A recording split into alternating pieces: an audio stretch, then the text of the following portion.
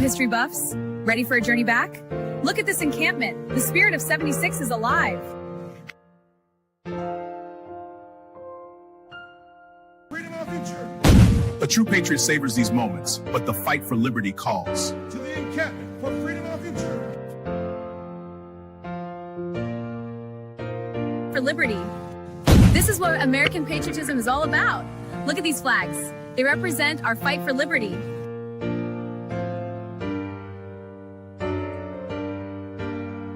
The hour our liberty is at hand. For freedom is proper. Secure our liberty. My fellow patriots, the hour of decision is upon us. Let us march forth with courage to secure our liberty.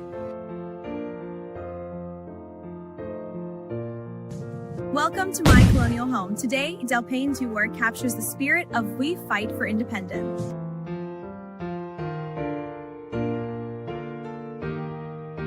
And our freedom. Greetings from the encampment. The spirit of liberty is strong. We will fight for our rights and our freedom.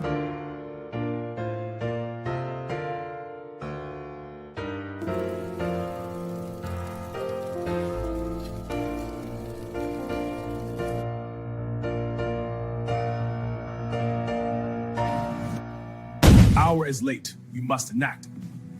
To the encampment for liberty.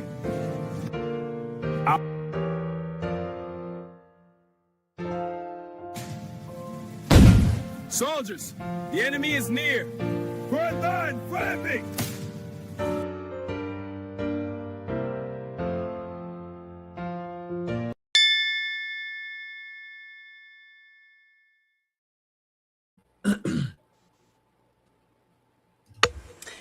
Good evening, everybody. Welcome to True Crime Wednesdays.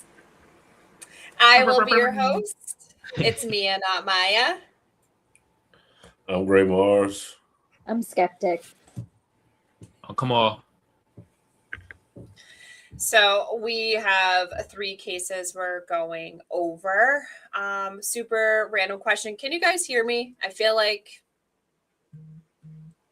my internet's a little laggy. Yeah, you're lagging. We can hear you though. All right, hold on. Does it get a little bit better? Your audio was good. It was just your video was just lagging. Yeah, your audio was good the whole time.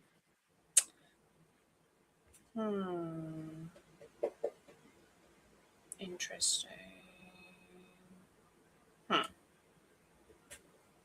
Well, let's hope it gets better. I'm not sure what to do because I guess I'm hosting. So normally I would just drop myself and get back in, but I don't know if I can do that since I'm hosting. I don't know how that works. Gray, am I able to drop myself and come back in? Yeah, sure. You want to just play a video or something? Yeah, so I'm going to play this video. So we actually have a family annihilator. His name is Alan Smith. He's a 44-year-old white man because they're never beating any stereotypes when it comes to shooting people and their families. They're beating 0 stereotypes. So we have Alan Smith, Billings, Montana. He killed 8 of his family members on a Sunday dinner, if you can imagine. Sunday night in Billings, Montana. The alleged shooter was part of that same family. His name was Alan Smith. He was 44 years old. A family member says Smith had been living with his parents. Oh, well, I guess that took it completely out. I guess I'll go on X and try to find what she was talking about. Yeah, I think because she's the host, so whenever you drop down, it takes away all the videos because you're sharing from your thing. So I want to say that that's the case that somebody had sent to me earlier today, where he was like an older guy living with his parents, and I guess his parents were like done with him. He would just play video games all day, and they kicked him out. And then they got together on Sunday. It stopped playing the video when you. Of course, it lost all my videos. So now we're gonna do it on the fly, everybody. Sorry, technical difficulties. I don't know why, because I've been on this bitch for the last hour and a half doing all this stuff, but all of a sudden it don't want to fucking work now. One family were killed in a shooting, followed by Alan a devastating house fire. 8 family It happened members, Sunday including night his in grandma. Billings, Montana. That motherfucker motherfucker The shot his alleged grandma. shooter was part of that same Yeah, family. his family was His together. name was Alan Smith. He was 44 years old. A family member says Smith had been living with his parents before they asked him to leave several weeks earlier. He later returned while the family was having dinner. Police described the case as a family disturbance, not a random attack. But why did Smith attack his family? That answer is still unknown. Investigators have not publicly established a motive. Being asked to leave the home is part of the known background, but it has not been confirmed as the reason. Then came the fire. Where's everyone else, Bella? Police arrived about 11 did minutes everybody after the else go? 911 call and heard gunfire. You Minutes left later, him? smoke was reported and the house was engulfed in flames. Oh, there's that guy. Firefighters had to He's deal still with an there. active shooting scene, making the response more dangerous. Investigators have not confirmed exactly how the fire started. One more detail stands out. 12-year-old Charlotte Gekier called 911 during the attack, trying to get help. So far, the biggest answers are still missing. Why did he do it? And how did the fire begin? All right, so to add a little bit of background context to Alan. So Alan was a loser. So we're going to start with there. Alan was a loser who had no job and was unable to keep and obtain employment. So Alan was a loser who played video games all day, the classic white dude living in mom and dad's basement. And mom and dad got angry and said, get the fuck out of my house because you're 44 years old and you're a loser and you're not doing anything in real life and you went to college. And then after that, he picked Sunday dinner and went in on a rampage and killed 8 of his family members. He killed his 2 parents, Dana and Bob Smith. He killed his fucking grandmother. He killed his sister. He killed 2 of his stepkids. And he killed 1 niece and 1 nephew to make a grand total of 4 of his family members, essentially annihilated his close proximity family members. All 3 days ago. Like I said, no offense to white men, they're not beating any allegations anytime soon. Like, I hate to laugh about it, but they're not beating no allegations anytime soon. Greg, what do you think about this? He probably didn't have anywhere to go. Like, he didn't have a job. He didn't have no money. They kicking him out. So he probably was like, okay, y'all gonna kick me out. Like, he didn't have no options. So I guess when you got no options, he could have robbed somebody. He could have stole something. But I guess he said, I got no options. I'm going to come get back on the people that did this to me. I think it was a little bit extreme. But I think it's your perspective and your mindset on that situation. The parents, I don't know if they knew he was going to be wild. I guess they didn't, but sad to say, condolences to the family. But yeah, it sounded like he didn't have anywhere to go. He didn't have no money, and so he went and got retaliation. You know, he could have just blocked his family and talked shit about them on Facebook like a regular 44-year-old. Instead, he goes back and kills his grandma. Like, that's fucking wild. Kamal, what do you think? Nah, great. That was funny. Yeah. Look, I would say, was his father in the household, but we don't need to say that shit, right? Mm-hmm. God damn. No, they love to tell us, where's the father's at? Was he raised by his father? Well, we know that. I saw this shit on one of them publications, Washington Post or New York Times, whatever. I read through this a little bit. I'm not surprised. I mean, we see it when they adolescents, they be like, fuck you, mom, don't come in here, I'm playing Roblox. Or the fuck game they be playing nowadays and stuff. You think it's gonna change? When he's 44 in the basement, scratching his nuts, eating Pizza Hut? Shout out to Pizza Hut, y'all good. Yeah. This ain't nothing new. They've been on shit like this. Oh, and I also forgot to add, after he did all that, after he annihilated his family, he lit the fucking house on fire, fled from police, and then committed suicide by gunshot. So he self-deleted, of course. Yeah. I know, not beating any allegations. 0 allegations are being beat. Man, god damn.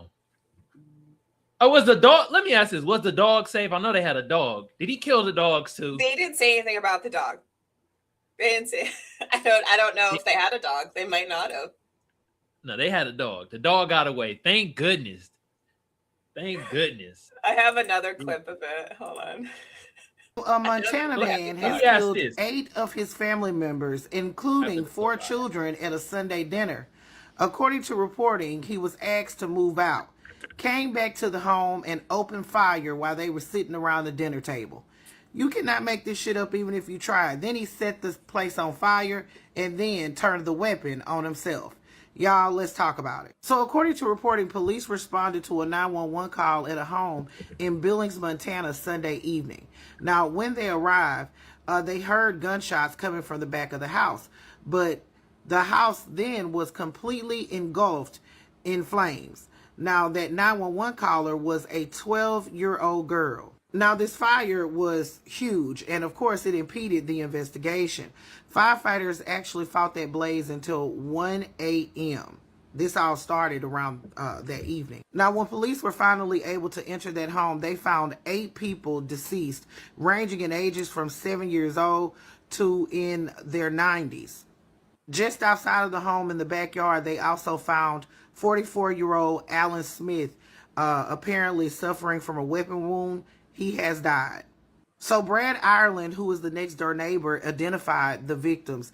The police have not identified the victims, but his wife and 2 children were among those deceased. Now, the neighbor did identify the victims. The police have not done that yet. His ex-wife, Megan Gackery, and their 2 children, 13-year-old Owen Ireland and 7-year-old Chloe Ireland.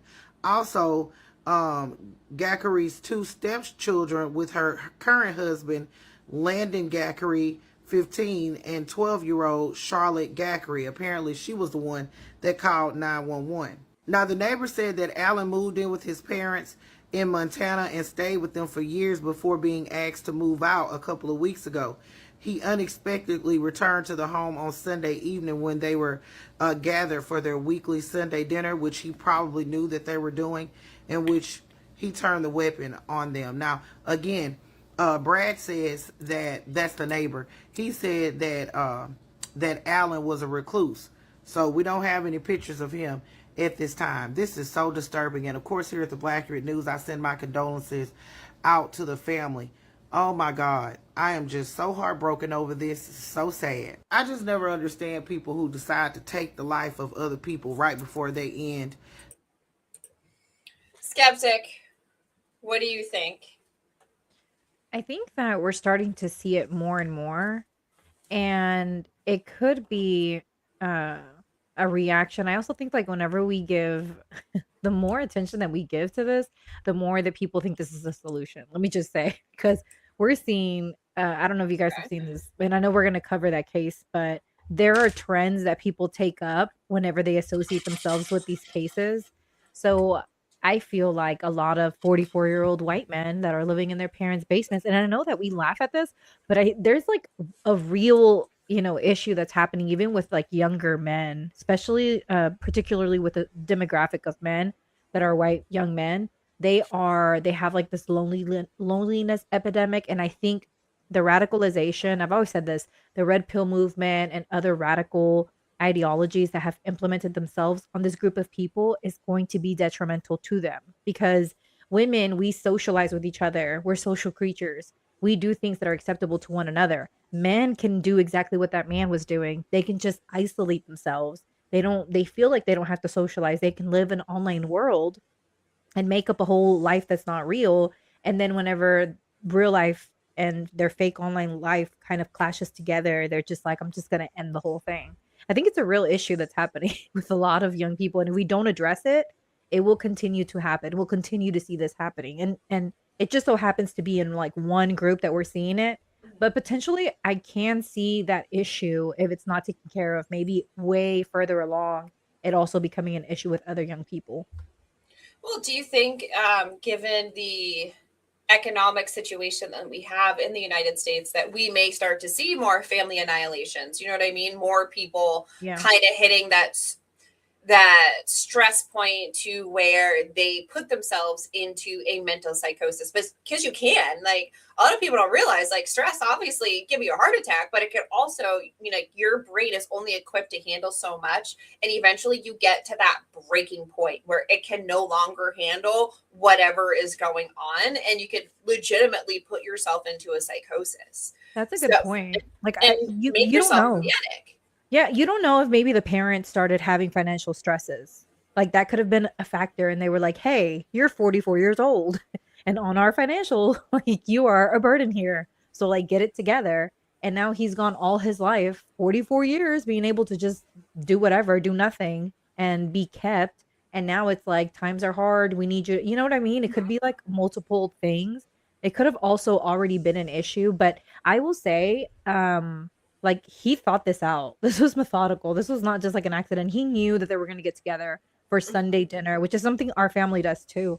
So I think it's like sad whenever someone from the family like uses something that's like so, you know, like intimate to go in there and like target your family. That's wild. Like, that is insane. The grandmas, like you were saying, he unalived his grandmas. Grandma, like, he had this fucking 90 years old, 90 some odd years old grandma. Gray, do you think we could potentially anticipate more family annihilations due to economic stressors and just in general what's happening in the United States? Obviously, being American right now is extremely stressful for most people, whether it's financial, whether it's political, whether it's even your job, because, you know, most of the time your job used to be sacred, and now a lot of people are losing their jobs, like, almost on the daily. So there doesn't seem to be any sort of breath that a lot of people are taking.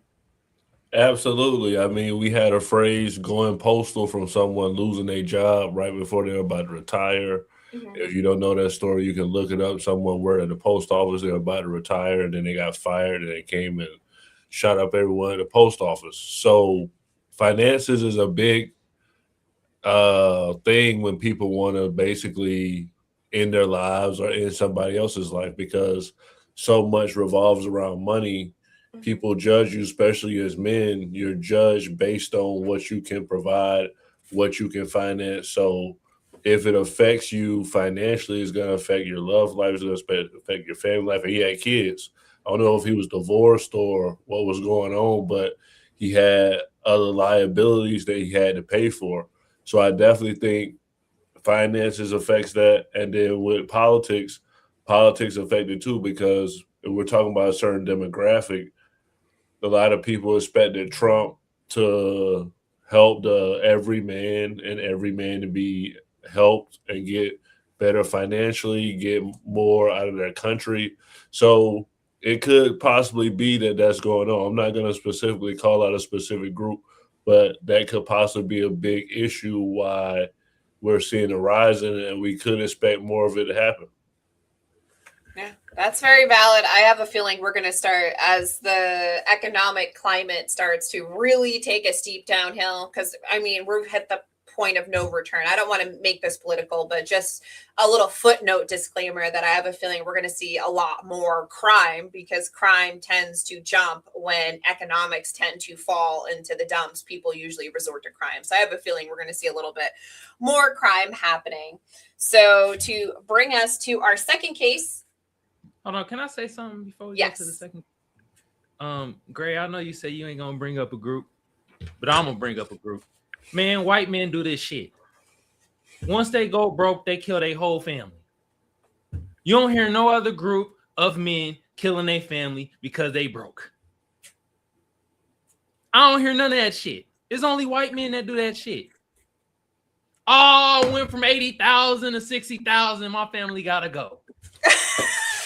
I shouldn't laugh. It's so bad, but it's kind of funny too. It's true though. It's funny, but it's like super bad too. And Kamal also hit another thing. If they're not fucking the dog, they usually kill the dog too. Like, there was one case that I had looked at that we had covered. He killed all his children. He had adopted. Some of them weren't even his blood children. Yeah. And the dog and the family dog. I was like, what? The dog too. Like, the family dog always gets the worst end of the stick. It's like bad. Damn, killing the dogs and everything. I couldn't imagine killing my dogs. I love my dogs. I I mean, I would let my dogs drive my car. If they're like, I want to go to the grocery store, I'd be like, take the car. I mean, I fucking love my dogs. I couldn't imagine killing them. Half the time I like the dogs more. I like my kids. The dogs are more loyal, I will say. Okay, so we're going to go to our second case. So it is concerning a woman named Keyshia Golden out of Chicago. So, and for me, I personally think this is a case of over-prosecution.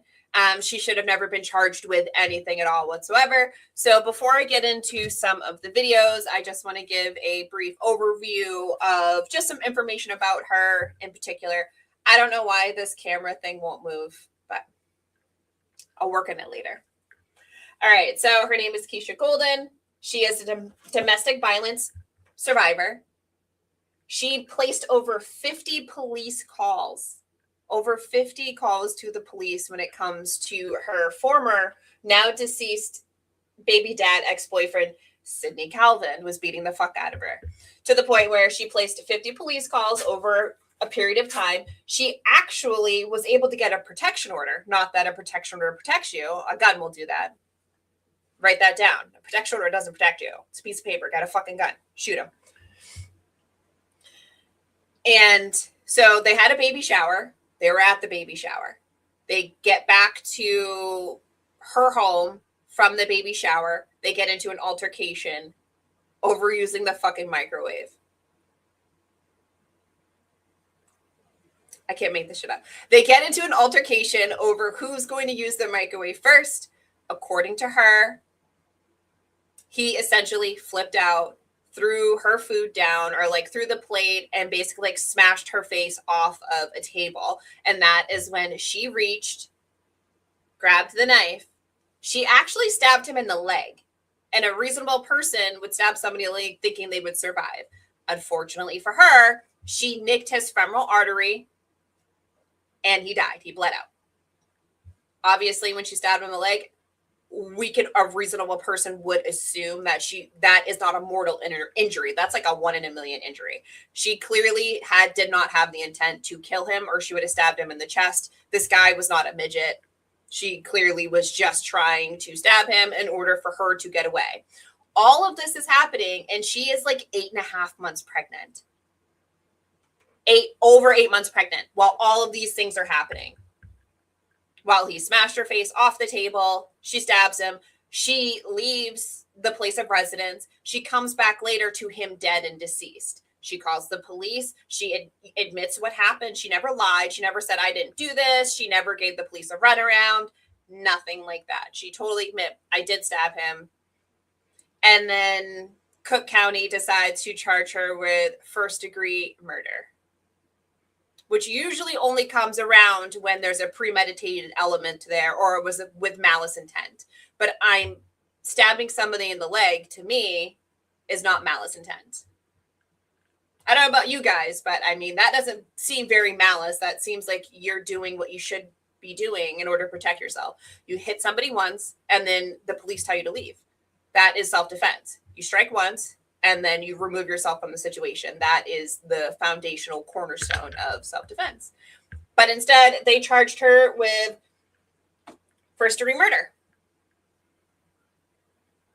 And they offered her really shitty plea deals. She is a nurse, or she works in the medical professional. They didn't say what kind of nurse or what type of nurse, so I'm just going to call her a healthcare worker. So she is a healthcare worker. She is a licensed healthcare worker. And essentially, they offered her really shitty plea deals where she would have to register as a violent offender. She would be a felon, which would bar her from doing any sort of work in the medical field. She would never be able to get any sort of benefits, any sort of help with healthcare, food, none of that. It would bar her from any sort of anything. Even though these plea deals all said that she wouldn't have to go to prison, however, she wouldn't be able to work. So how was she going to take care of the baby that she now has, that she almost died protecting, if she can't work? So a little bit of overview. Let's go to some videos I have explaining it. Golden. If you don't know the name, learn it, because her trial begins today and the whole world should be watching this, because really she shouldn't even be on trial. When Keyshia was 8 months pregnant, she stabbed her boyfriend in the leg after she says that he attacked her, and he died. Today, nearly 4 years later, her first-degree murder trial is scheduled to begin. But first, prosecutors are reportedly offering her a brand new plea deal. On October 22nd, 2022, 33-year-old Keyshia Golden and her boyfriend, 29-year-old Calvin Sidney, were celebrating at a baby shower for their first child together. Hours later, at approximately 3 a.m. on October 23rd, they were inside Keyshia's apartment in Chicago's Austin neighborhood when an argument turned physical. There are certain facts that are not disputed. Keyshia stabbed Calvin in the leg, and the knife struck his femoral artery, and he later died at Mount Sinai Hospital. What is fiercely disputed is what happened immediately before the stabbing. Prosecutors say that the argument began over who would use the microwave first to reheat leftovers. They allege that Keyshia knocked a plate of food from Calvin's hand, Calvin pushed her down onto the counter, and Calvin's uncle separated them. According to the prosecution, Calvin then went into a bedroom to lay down on the bed. They say that Keyshia armed herself with a knife, pushed past Calvin's uncle, entered the bedroom, and stabbed Calvin while he was unarmed and laying in the bed. So prosecutors are arguing that the immediate danger had already ended, meaning that the stabbing was no longer legally justified as self-defense. But Keyshia and her attorneys describe a very different sequence. Keyshia says Calvin had already fought with a friend that night and pushed her down a staircase when she attempted to intervene. She says she briefly left but returned after Calvin promised he had calmed down. Her attorneys say that Calvin later hit Keyshia, grabbed her by the hair, and repeatedly slammed her into a kitchen counter and refrigerator while she was 8 months pregnant. They say that a relative attempted to separate them, but the attack continued into another room. According to the defense, Keyshia grabbed a knife and stabbed Calvin in the leg because she believed her and her unborn child were in danger. Keyshia has said that she was not thinking clearly and only wanted him to stop.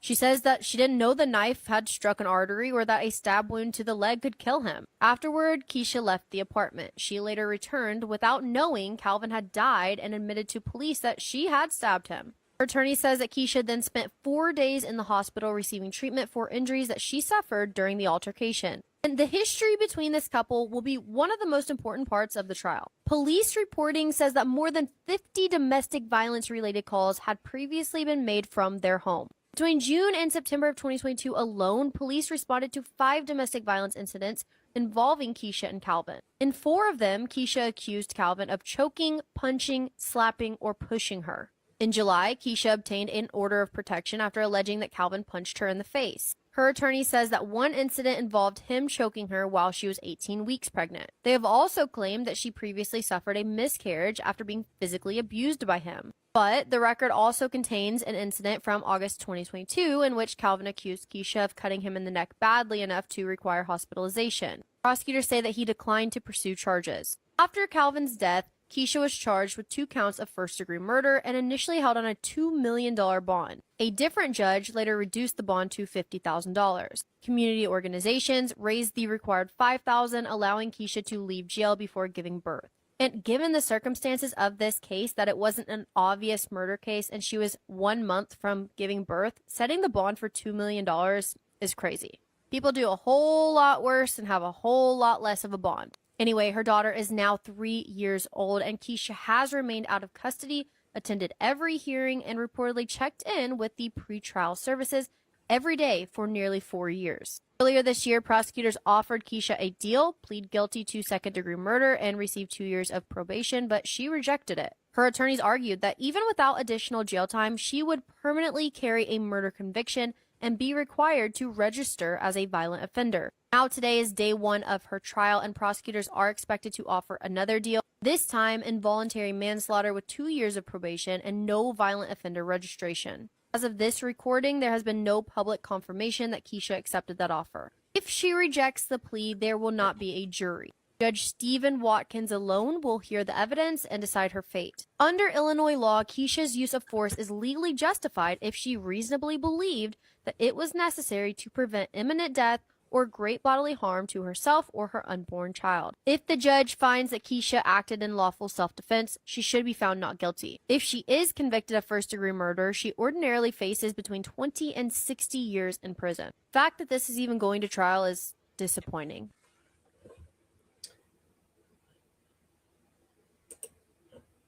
Kamal, tell us what you think. The floor is yours. What I think is both them motherfuckers is crazy. They were stabbing each other, slapping each other, Bart Simpson in each other and shit. Nah, they both was toxic. And she stayed in that toxic shit just along with him. Mm-hmm.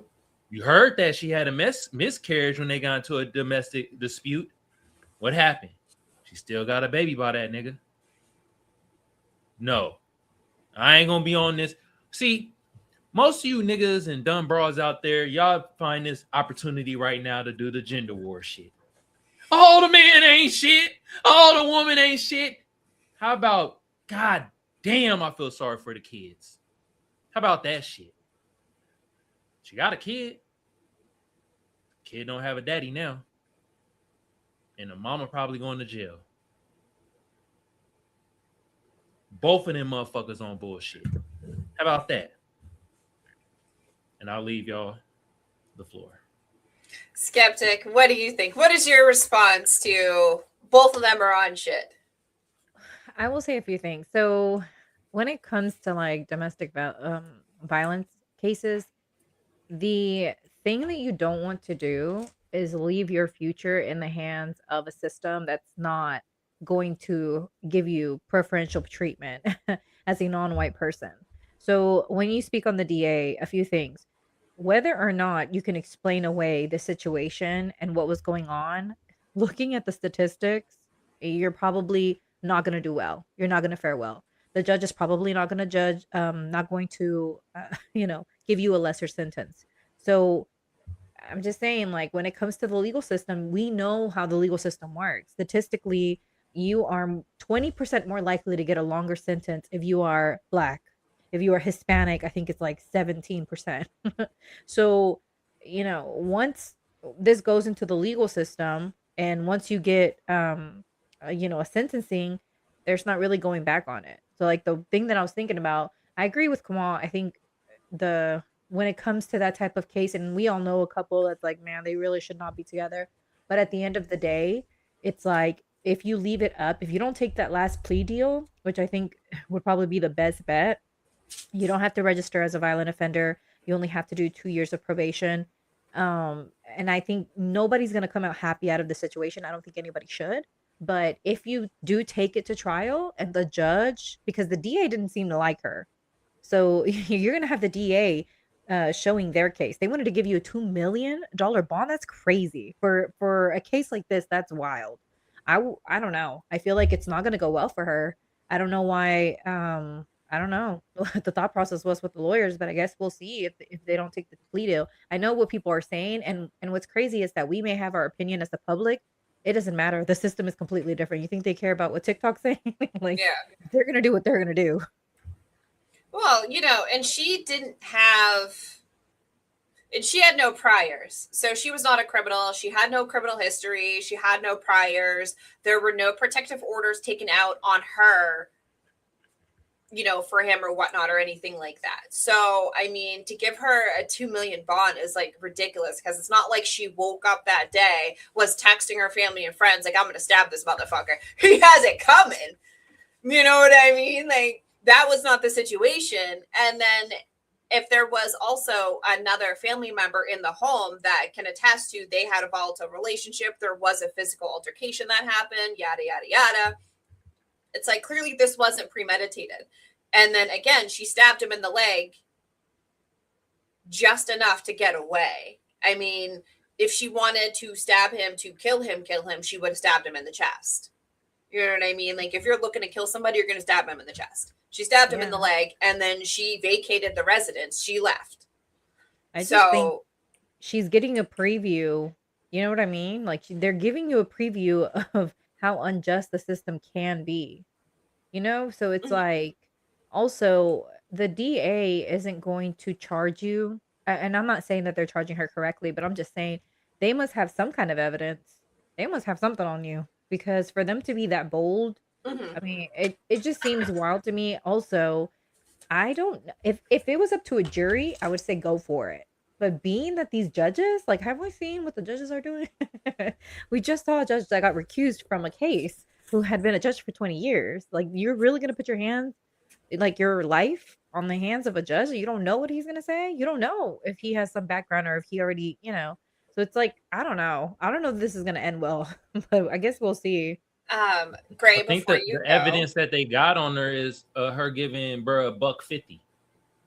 Y'all know what that is? no. Basically, it's a term in New York where they say in Rikers Island where a nigga get a razor blade and cut your fucking face. Didn't we hear previously that she cut him in the throat? Yeah. And it fucked him up. And he was like, I'm not going to press charges. I think that's the evidence. But I will say this.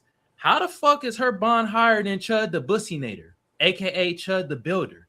Make y'all think, but I keep telling y'all, that system be working to a T. Just saying. It's true. So, Gray, before you go, the last bit of information I have is she did, in the 11th hour, the day, like 12 hours before the actual trial was supposed to start, she did accept a plea deal. She accepted 2 years probation, no prison, no violent registry, and I believe it was manslaughter is what she accepted, with the hopes, according to her attorneys, that she's going to seek a pardon from J.B. Pritzker, the governor. Hopefully they're going to try to get a pardon and have it expunged off her record. So she did end up accepting a plea deal, which I think is in her best interest. I would not want to go to trial in Chicago. I wouldn't want to do it. But at the same time, I think the fact that they wanted to charge her with first-degree murder when they couldn't even show malice intent or premeditation is kind of wild too. So, Gray, what do you think? To all the couples out there, once the police get involved, you're supposed to leave. I mean, y'all fighting over the microwave, like literally though. I should have laughed, but literally, who's gonna use the microwave first? Mind you, she's 8 months pregnant, so automatically it should have been her. It should have been no discussion. But I digress.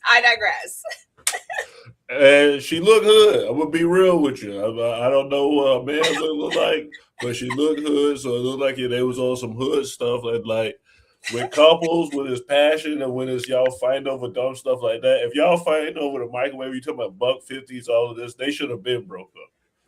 Somebody was gonna be in jail. Somebody was gonna get killed. Something was gonna happen because they fighting over petty stuff. And the kid, maybe the kid in a better position with them going, because if the kid would have been born around all of that, then maybe the kid would have got hurt. Mm-hmm. So my thing is domestic violence is real, and any couples out there, once the cops get involved, once it gets crazy, break up, get away from each other. It's not worth it. Mm-hmm. Ray's in the comments over a styrofoam plate full of cocktail weenies. Imagine. That's crazy. The story we all have to hear is like, what? Oh my God. That's why we had to do 2 small ones before we get into Lindsay Clancy, because it was just so fucking ridiculous when I heard arguing over the microwave. I couldn't imagine stabbing someone. But not gonna lie to what you said, Mia, low key, because I grew up with a hella cousins. It was like 11 of us kids. We used to fight. So much. I remember my mom breaking a broom one time just to like get us to stop fighting. And one time someone got in a fight and they accidentally got stabbed with like a table that had broken. It was wild. My house was wild. The boys were fighting about something, and my mom had just got a brand new glass table, and someone grabbed it and like swung it and hit someone, and all the glass went everywhere. It actually cut him. And you don't think, right, while you're like in the middle of an argument or a fight and you're acting crazy, you don't think you can hurt the other person to the point where they can like bleed out. But he had to get stitches for that. And in my mind, I'm like, potentially someone could have been unalived over a fight, over a crazy fight. You can throw something. I know she grabbed the knife, but I'm sure her intention, like she had cut him before, right? And nothing had come out of it. I'm sure she thought like, whatever, she's going to do, which just sounds crazy, but she probably just thought, I'm going to do this. And then he's, it's over. And the man is now dead. Like, you know what I mean? Isn't that crazy? Like, you have to think. I know when you're there, you're not thinking, but it's different situations. I've seen people fight in public, and I'm like, you just don't know. You can slam someone on the ground and y'all are drunk and that person's gone. Yeah, no, I don't fight with people like that. I mean, I Listen, she ain't from that side of I don't fight with people like that. I don't. There's nothing in this world I care about enough to be fight with nobody over some dumb shit. Even when we were younger, we were kids. So I'm a Pisces, which means I'm naturally like a manipulator. So I used to instigate the shit out of some fights with my cousins, but I was never in it. I used to be there instigating all the time. I watched my cousin take the fall for me, and my grandma beat the hell out of my cousin. Wasn't me though. Wasn't me. Like nope. I pointed at Shaquana. I said it was Shaquana. I was like, oh, Shaquana did that. It wasn't me. And my cousin Shaquana got her ass beat. Thank God she don't watch this. But yeah, no, she got her ass beat. I instigated that whole situation, and I was like, oh no, it wasn't me. It was Shaquana, and ran. Actually, you know Ran what? away. Right now they were talking about this when Mexico played. Y'all know that last Mexico game? Because I am that friend that when we like drink and stuff, like our guy friends are pretty like, I don't know. They get into fights. I've been around a lot of fights, y'all. So we were in a big city. We had traveled. All of our friends traveled out because it was around my birthday, and we were out. And then Mexico lost, so people were upset. And someone threw someone down the stairs. The guy died. It literally was on the news. We didn't know about it because like a lot of security started coming, and we were like, "Let's go! It's getting kind of crazy. Like we don't want to get into trouble." And actually, they were fighting on the stairs, and one of them pushed the other one. He's actually right now is being like they're pressing charges against him, and I'm just like, it kind of like goes hand in hand because I am the person. I'm never like the person that calms everything down. I'm like, let's go. I'm not gonna lie. I'll be like, don't let them talk to you crazy. So we were in our group text. I was like, man, we need to chill. We're getting a little too old for all that. Like, we need to learn to like, calm things down and be like, let's just leave. I don't know. I wasn't raised that way, but nobody's saying like the passion and the love that happens with couples like this. They probably were really attached, couldn't see themselves without each other. So that's probably why they had this volatile roller coaster of a relationship. Because it's couples like that have all this violence in their relationships because they're not the ones that just say, okay, this is crazy. I'm just going to go. I'm just going to leave. So y'all stabbing each other up. If you don't care about somebody, you're not about to be fighting with them like that. You could be like, man, go ahead, take the microwave. I don't care. I don't want to be with you anyway. So, I mean, it's when you really, really like somebody, love somebody, is when you assaulting them and doing all this crazy stuff. If you say so, I don't know, man. I really love some people. I'm not trying to be nothing like that. I'm lazy. I'm not trying to be nothing like that. Gray, are you okay? Blink twice. You are sick. Listen, I've been assaulted before. I've been hit with cars, all type of stuff, because you got the passion involved. But that's why I said, once something gets too crazy, once y'all start hitting each other, once the police come, hey, you got to go. Because even with, they said the uncle was in between. People don't even want to get in those types of situations because even if you come and you say, hey, y'all shouldn't be together, they blame the person, the third party person trying to tell them not to be together. So you end up being an enemy regardless, even if you try to help a couple like that. Yeah, that's fair. That's valid. We all know those couples that are just absolutely crazy. They're riding together, and more than likely they're probably going to die together, and it's not going to be of old age for sure. Hold on, Mia. Hold on. Gray, are you okay, bro? You just told us you got assaulted by a woman, bro. What's going on? He got hit by a car. Yeah. That's crazy. Okay, I'm here for you, my black brother. Damn. Shit crazy as hell. Damn. Hey, relationship is crazy out there. That's why I don't give relationship advice. That's valid. May that love never find me, because the second I snap, I'm lighting the house on fire. What house? What house? We're gonna cover. I'm lighting the house on fire. We're done. That's why I don't get mad. I don't get mad. I keep it cool. I keep it cute. Because I'll flip a table. I'll tase you while you sleep. I'll do crazy shit, and I don't want to be crazy. So I keep it cool and I keep it cute. And I'm like, you know what? No point in arguing. No point in arguing because somebody's going to jail and it's probably going to be me. Because I'm going to take it. I'm going to take us to hell. That's why I don't get mad, because I'm the kind of person who'll drag us both to hell and not care. Because at that point in time, the illogical part is taken over. We're going to hell together.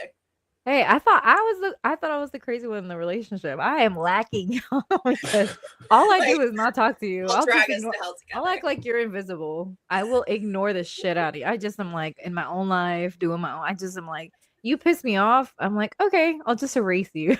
You don't exist. That's as far as I go. Like, will not speak to you, will not cook for you, will not do any of your stuff. I'm just like, you no longer exist. Delete. All right, so I do have some clips. They're going to be longer clips because we are now into part 3 of the Lindsay Clancy trial that we've been covering. So it's going to cover day 17, 18, 19, and day 20. So they are longer clips. A brief recap. We've all obviously been following it on our own. So just going to be kind of brief recaps because there's so much information out on Lindsay Clancy at this point in time. It's a little overwhelming. All right, so let's go here. Day 17 of the Lindsay Clancy trial with just one witness and the judge dismissing the jury early due to an unforeseen circumstance that came up yesterday that they are still working out. The judge told the jury at the start of the day that it would be a short day due to whatever this was that happened yesterday. Then one witness testified, a chaplain from Brigham and Women's Hospital who spoke with Lindsay Clancy, and she talked about what Lindsay told her in the hospital. My last 2 videos are covering those 2 things that happened this morning. After that witness testified, the judge dismissed the jury for the day. And the attorneys then had a preliminary charge conference to discuss jury instructions. The prosecutor and defense both shared their thoughts on what the jury instructions should be. The main issue they were discussing was in regards to Lindsay's intoxication.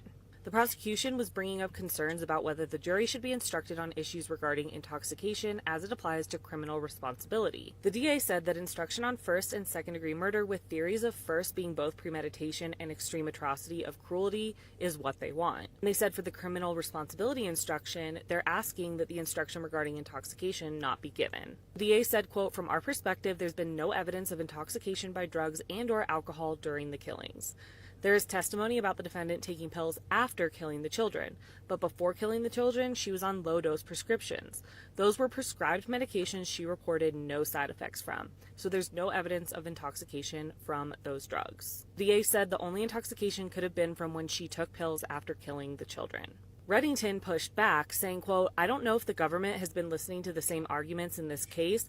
This is clearly an involuntary intoxication defense." He noted that potential overprescription of medication, taking the medications, and quickly stopping them against typical medical advice could have directly impacted Lindsay's actions. He said, quote, "To suggest that there's no basis to give the jury instruction, they may determine based on the evidence that this is a result of the involuntary intoxication from prescribed narcotics." He also said, "I would at some point ask the court to charge on involuntary manslaughter with the component of involuntary intoxication.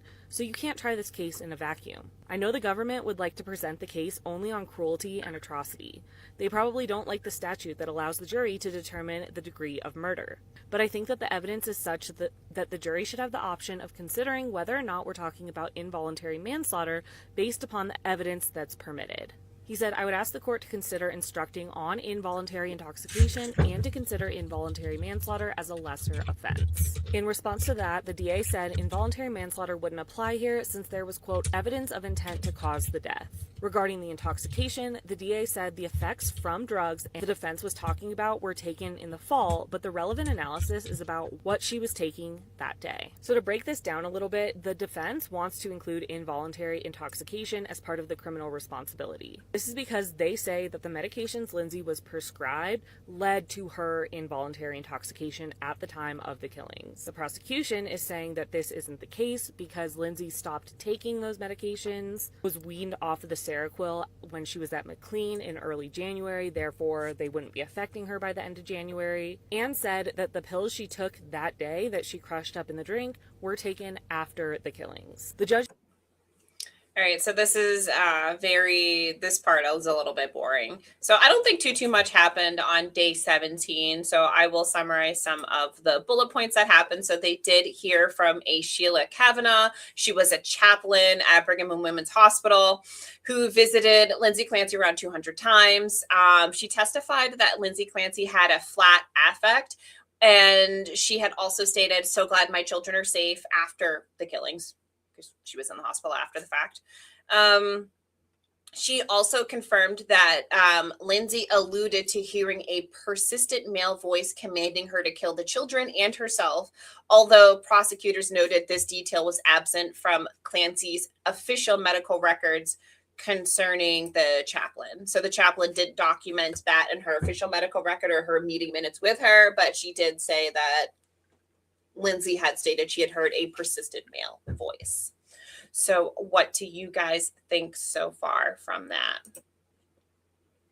I had saw that the psychiatrist for the prosecution said that Lindsay was purposely manipulating doctors, like to get more medication, to do all of this stuff. Like they trying to say that she was trying to use drugs. Doctor shopping is what we call it. Doctor shopping. That she was trying to doctor shop, and that she thought that that was going to be a solution. And then once that was a solution, she went to the final solution, for lack of a better term. That's what I saw. That was like, I think the final thing the prosecution was saying about to the psychiatrist or whatever. Mm-hmm. I have a crazy theory that I heard on TikTok, y'all. TikTok is crazy. So somebody came up with a theory. All of this is alleged. None of this is real. This is just what someone has thought up in their head.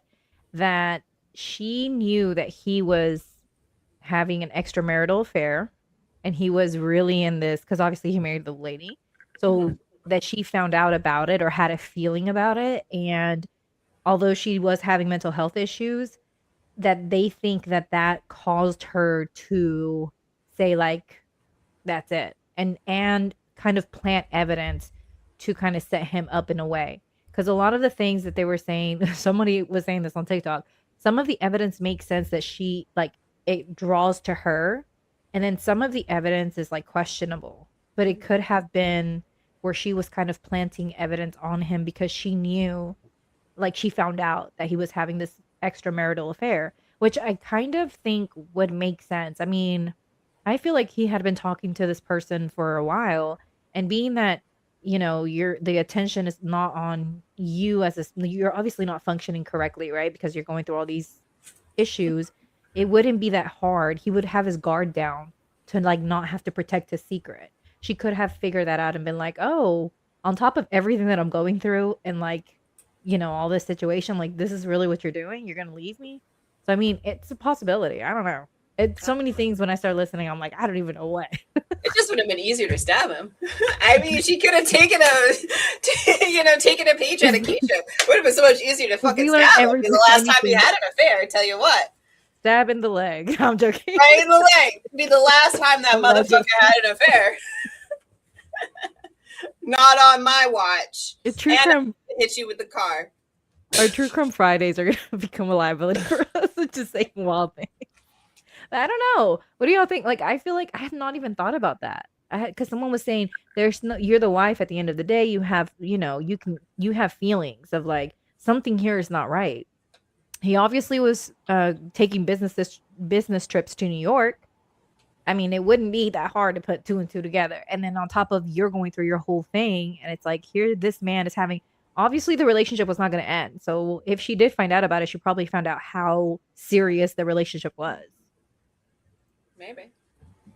So basically, all the people last week that were blaming the husband and said the husband planted evidence on her to do this, now that shit is out the window.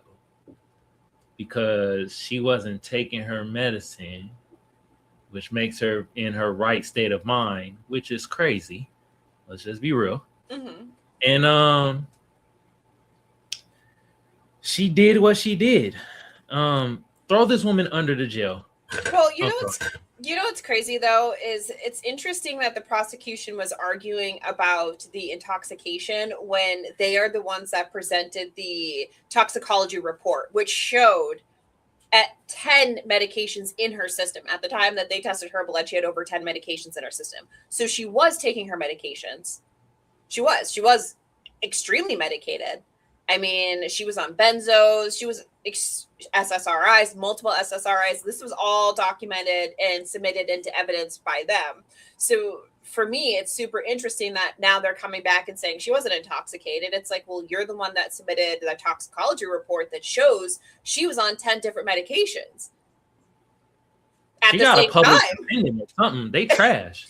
They fucking terrible. So I have to say this though. it's weird. I do say this though. Hey, white women, y'all are the greatest fundraisers ever. Jesus Christ. Y'all will raise some funds. Y'all see all the women she got out there raising $1 million for her, saying, let her go. Doing the hearts. We don't give a damn about the kids. Let her go. Oh no, wait. Have y'all seen the Lindsay Clancy support videos where they're like, women are out here doing the posting, like trying to, I don't know, prove a point. And I'm not saying, because let me just say, I have seen firsthand how women can go through a really rough postpartum. Okay, it is real. I'm not saying that this is made up, but the stuff that's being posted is outrageous. I'm like, absolutely not. Okay, and number two, we're not gonna make light out of your thoughts of doing things to children. Like that's not, we have to draw the line somewhere, and that's not okay. They're like literally posting videos. One lady was walking with her kid and was walking past like this wood chipper and was like, oh, you know what's so crazy? I'm having postpartum. And I'm thinking about if my kid fell in there. I'm like, lady. And then like crazy stuff that they're doing, grabbing ice and just acting crazy. I'm like, no, this ain't what we're about to do, y'all. No, that's not okay. We shouldn't make this trend. Everything doesn't deserve a trend. And this is one of them things that does not deserve a trend. Mm-hmm. My thing is this, and it goes along with the other white dude that killed his family because he got kicked out at 44 years old. It seems like a lot of excuses be made. This kind of falls in the line with the Andrea Yates. I don't know if y'all heard of her, but they were trying to hear her with the whole like, oh, she was just going through it and all this other bullshit. This giving Lindsay Clancy the postpartum excuse is the same as like giving the white man when he go broke, he has the excuse to fucking strangle his dog, his cat, his mama, his daddy, his granny. I think the shit is bull malarkey. You feel me? I'm tired of them getting excuses. You feel me? This woman killed her kids, murdered them.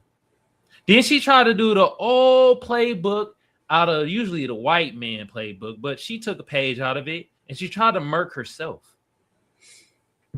Not she wasn't very what you call it about it though. She wasn't very due diligent about it. She jumped feet first instead of head first. If she really wanted to do the shit, she probably would have jumped head first, but she did feet first. But I'm just tired of all the excuses. But at the end of the day, white women, y'all raise a lot of money. Shit, if I need funds raised, I'm calling y'all. At the end of the day.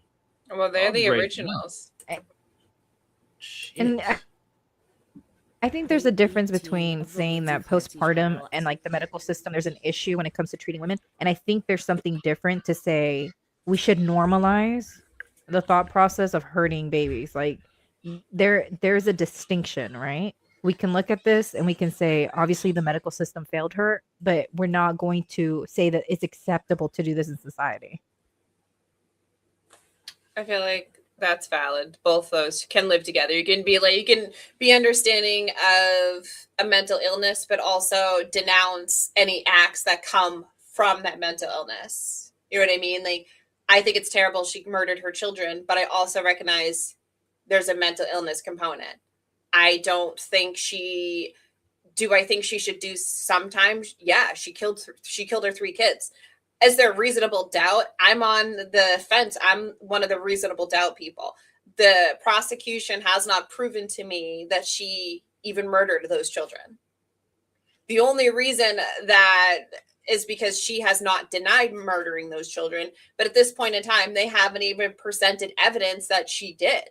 I mean, how can you murder someone and not leave any evidence that you actually did it. And all of the evidence that they have stating she did it comes from a husband, where we're going to listen to testimony stating that it wasn't possible for him to have even had a conversation with her. So some of these puzzle pieces just don't add up. So either way, she is taking accountability for this. So she should go to prison. There are 3 lives lost, regardless. But the prosecution has done, in my opinion, has done a terrible job of even moving past beyond reasonable doubt. Like, if we're going to convict somebody to prison for life, regardless if they admit to it or not, the evidence should state that. Be like, yes, I can prove beyond a reasonable doubt, along with your confession, the evidence points to a distinct linear path. Like, you did this, we watched you do it, this is why you did it, and here, you're going to go to prison. And they really haven't done that. And we saw the final defense witness, the defense resting their case, and the first rebuttal witness. Here's a recap. First up was the final defense witness, forensic psychiatrist Dr. Philip Resnick. Resnick testified remotely because he recently underwent surgery and is recovering at home. He worked on the case with Lindsay Clancy at Kevin Reddington's request. It took some time for the Zoom feed to get figured out this morning, and there were some connection issues throughout the testimony, but finally his testimony got started. Resnick answered questions about his impression of Lindsay upon seeing her for the first time about 4 months after the incident. He said at the time, of course, she had suffered major injury and was paralyzed, so that was the setting. He described Lindsay as having a blunted affect and being heavily medicated. He also recalled feedback from her nurses, saying, quote, "Nurses told me she was crying daily about the loss of her 3 children." Reddington asked Resnick about a Minnesota multiphasic personality inventory, or an MMPI, that was done on Lindsay. This is to determine if Lindsay was lying or faking during her discussions and interviews about her mental health. Resnick testified that the results of the test found that Lindsay had a tendency to minimize and did not have a tendency to exaggerate. The test found no evidence of faking psychiatric symptoms. Resnick then discussed his assessment of Lindsay and his conclusion about her mental health, saying, quote, "My final diagnosis of her was called bipolar 2 with a severe depression on January 24th, 2023, and from reading the reports of all the experts that will be testifying, no one failed to diagnose a major mental disease on the day of the crime." He said he considered postpartum depression and postpartum psychosis, and noted that Lindsay had a history of anxiety following the birth of all 3 of her children. He said since Lindsay's symptoms began within 3 months of Callan's birth, that would be considered a postpartum onset. Then, of course, she had considerable difficulty over the next 5 months. He said at the time of the crime itself, on January 24th, 2023, Miss Clancy was frankly psychotic, so in that sense, she had a postpartum psychosis. Resnick pointed out that it's not common to see postpartum psychosis 8 months after birth, but that it can occur. Resnick said he has worked on around 80 cases where he's been asked to evaluate mothers and fathers who have killed their children. He said he has researched motivations for these killings and believes that Lindsay wanted to die and may have believed her children would have been worse off without her. He also discussed the issue of statements that she was commanded by a voice, and this is something other witnesses have testified during the trial. Resnick is considered an expert in this field and has done a lot of research and studies about this. He testified that he believes Lindsay's actions fall into 2 categories of motivation. The first is altruistic filicide, which is a killing out of love rather than hostility, an effort to do what's best for a child based on a distorted belief that the child would be worse off alive. The second is acutely psychotic filicide, which is when the parent is frankly psychotic at the time of the killing. During cross-examination, prosecutors asked Resnick about his research because he has published many articles about postpartum diagnoses, filicide, etc. They focused on the fact that the most common motivation for parents killing their children is fatal maltreatment or child abuse. He has written about this. The DA said, quote, "Most women who kill their kids don't do it due to mental illness, correct?" And Resnick said, correct. He then focused on whether Lindsay acted on the commands that she heard from the voices immediately after hearing them, or if she was hearing the voice repeatedly before the murders. Assistant District Attorney Buckingham brought up Andrea Yates, who killed her 5 children in 2001 after suffering from postpartum. And I have a video I recently did on Andrea Yates, a whole overview of the case, in case you don't know the case or want a refresher. But Buckingham brought up Andrea Yates and was talking about how Andrea tried to hide what she wanted to do and tried to take her own life instead of killing her children. And Buckingham said Lindsay didn't do the same. She acted on the voices when she heard them. She focused on the fact that Lindsay reported suicidal thoughts, but never homicidal thoughts. Resnick said, quote, "That is very common because people fear their children will be taken away." And Resnick pointed out that she did report to her husband and mother that she had thoughts of harming her children well before the incident actually took place. But Buckingham said that those were thoughts of harming them, not killing them, and Resnick said that is essentially the same thing in these cases. The prosecution also questioned Resnick's conclusions about psychosis as the motive.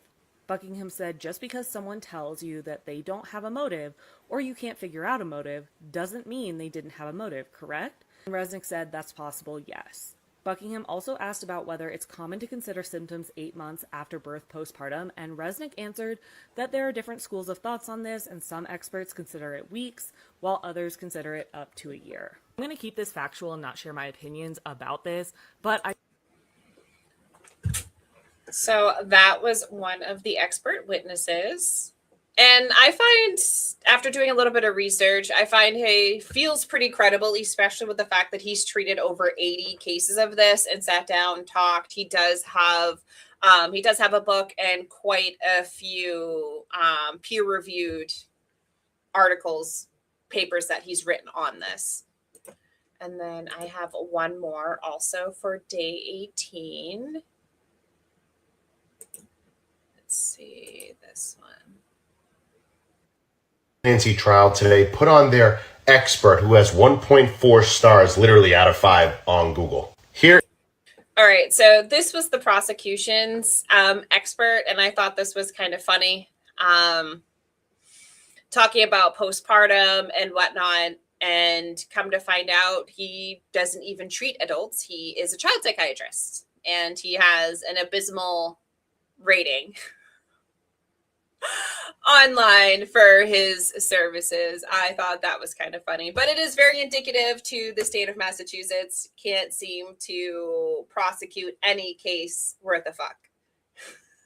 That's crazy. They can't seem to prosecute anybody worth a fuck. So I thought this was is his basic Google review page. Dr. Avram H. Mack, MD, medical doctor, 1.4 stars out of 5. He is a child psychiatrist in Washington, D.C. I want you guys to pay very close attention here. Child psychiatrist. Yes, you saw that right. A child psychiatrist. So what the hell is he doing talking about postpartum psychosis and postpartum depression, dealing with Lindsay Clancy, who is clearly not a child? He was also asked today on cross-examination with Reddington, whom, by the way, was on fire today, and started asking him questions about how many postpartum related patients have you seen? He said about 10. He goes, in what time period? He goes, since 2001. He has seen 10 postpartum related patients in the last 25 years. And by the way, more than half of them were adolescents. This is the expert, part of the rebuttal witnesses, which is supposed to be known as like the encore of the Commonwealth's case. Him. That's him. 1.4 out of 5 Google stars. Dealing with the child psychiatrist, talking about postpartum depression for Lindsay Clancy, who's clearly not a child, who has seen 10 patients in 25 years, most of which were adolescents. And that's the Commonwealth's expert. Where are we at here, guys? 1.5 on Google review is diabolical, y'all. Right. The comments is like Steve Wilcox. Funny as hell. Looking dude. Right. I do gotta say this, man. Like I said, man, I feel sorry for the kids. This nigga's a child psychiatrist and his ratings are 1.4. That is disturbing. What the hell is he? What's going on? Right. And then he's only seen 10 postpartum patients in 25 years. 10, that's it. That's not even one a year. Is Lindsay Nancy broke? Because it sounds like she got a public defendant at this point. Does she got any money? I think that's that's the prosecution. That's the prosecution. And they're not broke. Massachusetts got mad money, and this is the best that they can do. And they're paying thousands. So Kamal, you're probably gonna get off. That's what we're saying. Okay. Yeah, god this damn. Is the type of work they were doing. Like, seriously? I don't know. Jesus, what is the prosecution doing? We're doing a better job than them mother effers. And with the amount of taxes that the state of Massachusetts pays, they can afford the best of the best. I mean, the motherfuckers pay taxes. I know every time I drive through, I feel like it costs me $20 just to cross the Tobin Bridge. This is insane. Steve Wilkos is funny though. Day 19, 19 days we've been on this jury. 19 days we've been reporting for jury duty. And today got crazy. Did y'all watch this? Today was insane. Let's just get right into it. Dr. Avram Mack. We started off with prosecution expert Dr. Avram Mack. He was back on the stand. His opinion is... So that's the Steve Wilkoff guy we were just looking at. Is that Lindsay suffered from major depressive disorder, but she wasn't psychotic, and she was still capable of understanding the wrongfulness of her actions. Reddington immediately went after Mack's experience with postpartum psychoses, and that's important because if you're the prosecution's expert telling the jury Lindsay wasn't experiencing postpartum psychoses, that's something that the jury's going to have to dissect and go through, you know what I mean? How much experience does he actually have diagnosing it is going to be the question. Then we got back to the episiotomy issue, and this, oh my God, almighty, this was too much. He refers to the episiotomy as a tear, and those of us in healthcare know that an episiotomy is an intentional surgical incision that occurs during childbirth. So he's testifying about the psychiatric condition of a postpartum woman while getting basic obstetrical terminology wrong. So that was a ding for me. Things got really tense after that. At one point, Mack appeared to smile during questioning, and Reddington stopped him and was like, "What are you smiling for? This isn't funny, sir. This isn't funny." And Sullivan had to intervene at least twice and tell him, if you can't answer the questions the way they're being asked, then just say you can't answer them. And the next question he goes, "Well, I can't answer that." It was a clusterfuck, okay? Eventually, Mack is done. The Commonwealth calls its next rebuttal expert, and that was Dr. Kirk Hellebrand. He's the forensic psychologist. He interviewed Lindsay for over 3 days in April, and Mack was actually present for 2 of those days. So they were both together for 2 out of the 3 days. He said he spent approximately 180 hours working on the case, but what immediately caught my attention was both of these prosecution experts have different diagnoses for Lindsay. Neither one of their diagnoses is the same. Mack says major depressive disorder, but Hellebrand says bipolar 2. That's significant. This entire trial, we've heard about whether Lindsay could have bipolar illness. We've heard about her antidepressant activation, the Zoloft, the Prozac. We've heard about periods where she was waking up early. She was, doing her Peloton. She was exercising. She was extremely productive. And now one of the Commonwealth's own experts has now diagnosed her with bipolar 2. That doesn't mean she was psychotic. It doesn't mean she was criminally responsible. But having the prosecution's 2 experts disagree about her diagnosis is something I think the jury obviously is going to notice, and it's very confusing. It's not a streamlined narrative. It's an opposite narrative. Then we got to the intrusive thoughts versus hallucinations. Hellebrand gets one of the biggest psychiatric questions of the case. Lindsay described previously disturbing thoughts that would pop into her head. Things like, your brain is damaged, you could unalive yourself. And Hellebrand says Lindsay recognized those as her own thoughts. Now, this is important because an intrusive thought you recognize as coming from your own mind is different from hearing a voice that you perceive from coming from the outside, okay? So Hellebrand testified that second scenario would be more consistent with a psychotic symptom.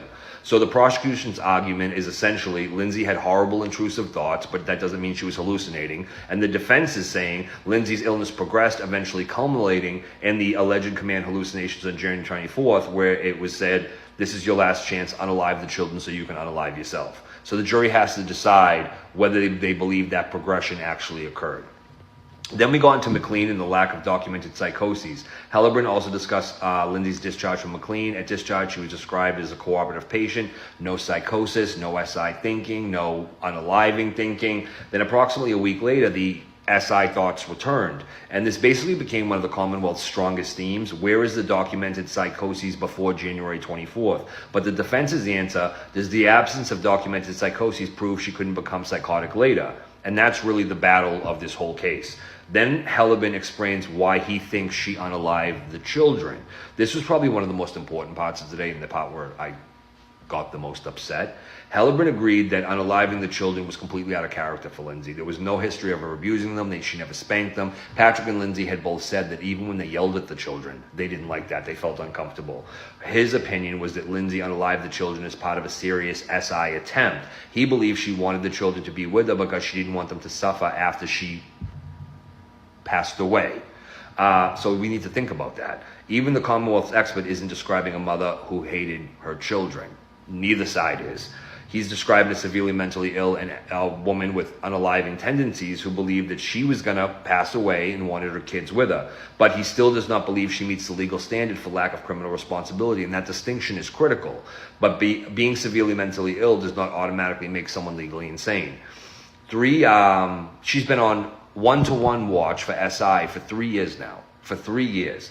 And then we learned something else today. According to Hellebrand, Lindsay has remained on the one-to-one for the entire 3 years. The entirety of the 3 years. She's never been off of a one-to-one, okay? And according to his testimony, she still is, which we knew. She's still on the one-to-one. So she's never been alone, not once. So people are saying like, oh, you know, why didn't she? She can't. She's on a one-to-one. That's the point of a one-to-one.